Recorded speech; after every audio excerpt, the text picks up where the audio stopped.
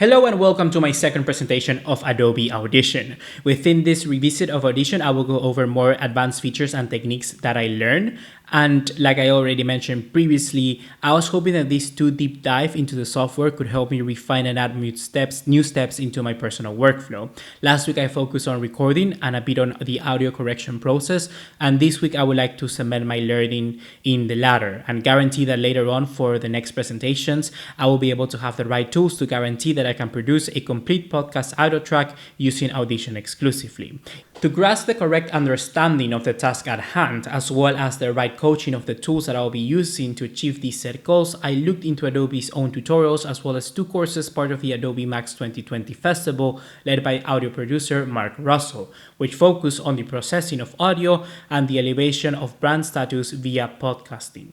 These two sessions were extremely helpful to not only get the right amount of insight about some users that have already used this software, but also from someone that have already utilized it to make multiple podcasts. Additionally, I gained some key organizational skills when it came to utilizing a multi-track session, as well all the different tips that will help me to get an ever so valuable stress-free workflow that will be successful in the long run.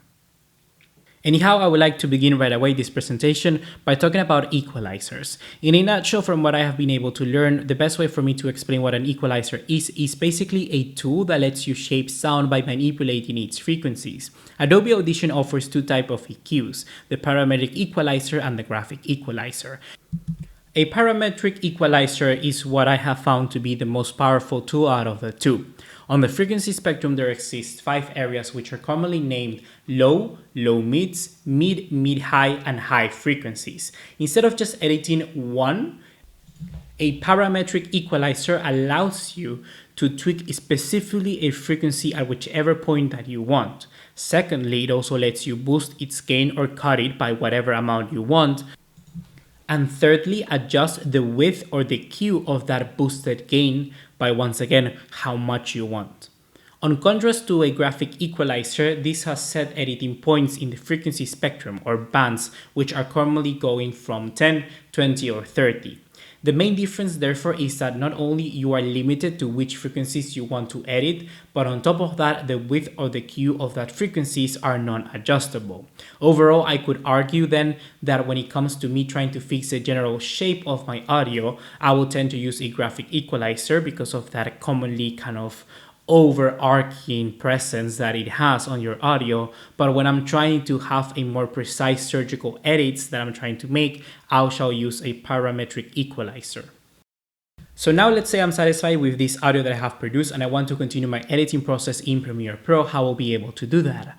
Well, dynamic linking.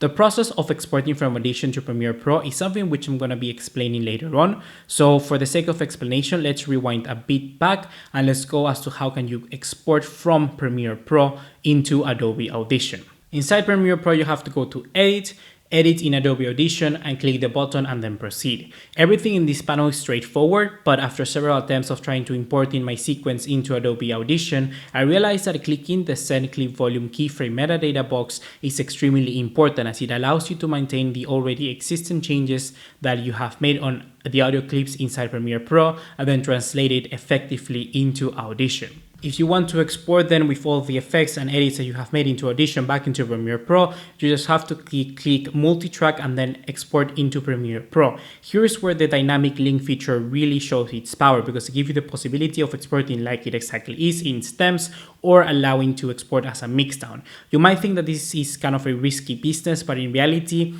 it's just like a nested sequence in the sense that even if you export this mixdown completely merged with all the audio clips together into Premiere Pro, you can still close the Audition software and then always have the possibility to refresh back into that session because the dynamic link feature keeps a log of how that was made. So it's just always safe to better use the mixdown over just the stems, in my opinion.